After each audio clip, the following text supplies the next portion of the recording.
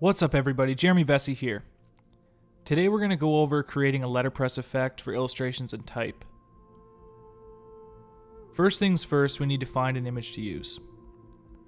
I have one of pavement or gravel that I found a few years ago, so I don't have it right now or I don't have a link to it.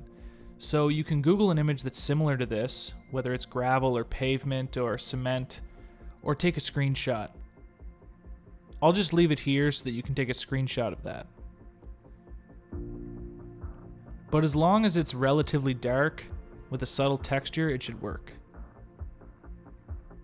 Each image will give a slightly different effect, so you can experiment with whatever image you want to use. Next, we want to use the clipping mask. To achieve this, you need to set the picture of the gravel behind the shape, then highlight both the shape and the image. From here, you can either go Object, Clipping Mask, and press Make, or you can use the hotkey Command 7. Once you've completed the first step, go to Effect, Stylize, and Inner Glow. Make sure your blending mode is set to multiply and your color is set to black. The settings for the blur are relative to the size of your object, so it's best for you to just eyeball it, rather than using my settings. I usually like to make the blur pretty large in comparison to the object. Otherwise, it tends to look less realistic after we complete this. Okay, so after you completed that, let's go to Object and then Rasterize. Now let's press Live Trace and select Sketched Art.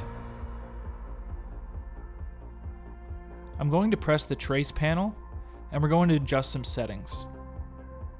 So these settings are really up to you, so I would suggest just fiddling around with this until you find the perfect texture.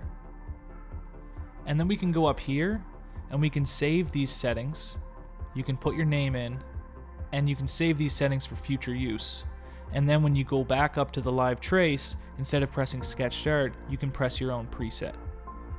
So there you have it, a vector letterpress effect. Once you complete this process a few times, it becomes second nature.